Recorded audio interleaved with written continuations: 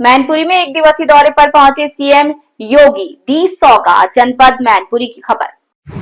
मैनपुरी की धरती पर मुख्यमंत्री योगी आदित्यनाथ का भव्य स्वागत हुआ। जनसभा स्थल पर मुख्यमंत्री ने 682 करोड़ की 111 योजनाओं का शिलान्यास किया। मंच से मुख्यमंत्री ने कहा कि मैनपुरी ऋषियों और स्वतंत्रता सेनानियों की भूमि है। ये नया इतिहास लिखने जा रही है। नया उत्तर प्रदेश विकास और सुरक्षा का नया मॉडल पेश कर रहा है। मैनपुरी अब परिवारवाद से निकलकर विकासवाद की ओर बढ़ रहा है। डबल इंजन की सरकार बिना भेदभाव के विकास कर रही है। उन्होंने कहा कि पहले कांवड़ यात्रा रोकी जाती थी, लेकिन अब ऐसा नहीं है। हमारी सरकार आने के बाद कांवड़ यात्रा धूमधाम से निकलती है। अपने संबोधन में मुख्यमंत्री योगी ने विपक्ष पर जमकर निशाना साधा। उन्होंने कहा कि पहले नौकरी निकलती थी तो चाचा भतीजा वसूली पर निकल पड़ते थे, लेकिन आज युवाओं को पारदर्शी तरीके से रोजगार मिल रहा है।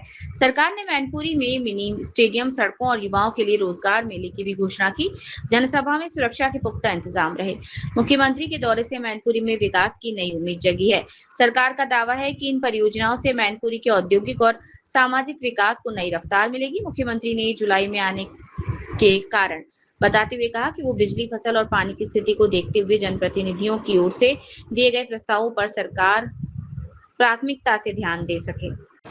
मैनपुरी के नाम पर यहां के नौजवानों को होटल में कमरे नहीं मिलते थे, धर्मशाला में कोई टिकने नहीं देता था, और दूसरे शहरों में वह कितना भी शरीफ हो, कितना भी ईमानदार हो, किराए के मकान देने में भी लोगों को थोड़ा परहेज करना होता था। लेकिन बहनों और भाइयों, आज मयन ऋषि और च्यवन ऋषि की इस पावन धरा को, उसके गौरव को, ये डबल इंजन की भारतीय जनता पार्टी की सरकार ने प्रधानमंत्री मोदी जी के मार्गदर्शन और नेतृत्व में उसे आज एक नई पहचान देने की दिशा में जो कदम बढ़ाए हैं।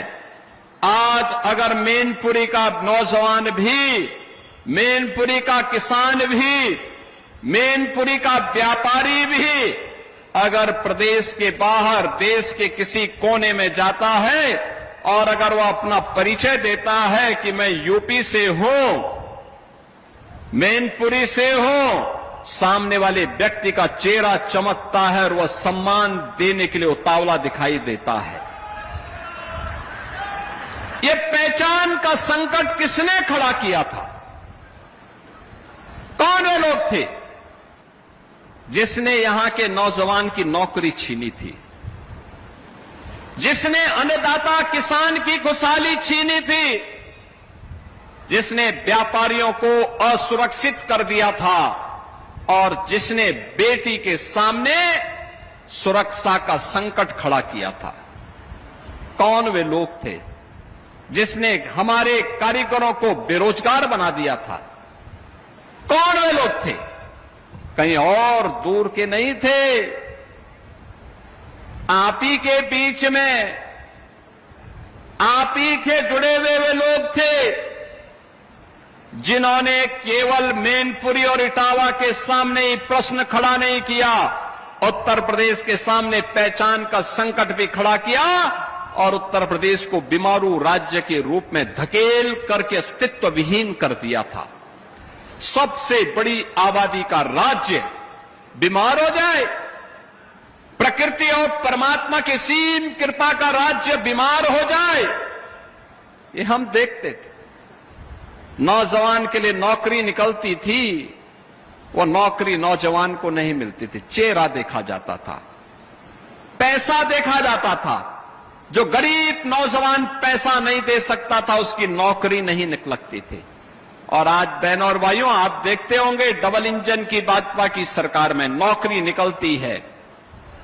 मैनपुरी और इटावा का नौजवान भी नियुक्ति पत्र प्राप्त करता है, बड़ी शान के साथ अपनी सेवाएं देता है और नए भारत के, नए उत्तर प्रदेश के निर्माण में अपना योगदान देता है।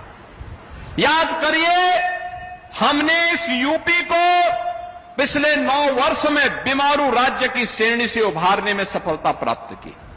आज हमारा यूपी बीमारू नहीं, आज हमारा यूपी अब रेवेन्यू सरप्लस राज्य है और भारत की अर्थव्यवस्था का ग्रोथ इंजन बन करके टॉप बॉटम 3 से देश की टॉप 3 इकोनॉमी में यूपी ने अपना स्थान बनाया है। अब कोई यूपी में पैसे की कमी नहीं, कोई पैसे की कमी नहीं। यही कारण है हमारे दोनों विधायक जयवीर सिंह जी भी और अग्निहोत्री जी भी विकास की परियोजनाओं की पैरोकारी भी करते हैं।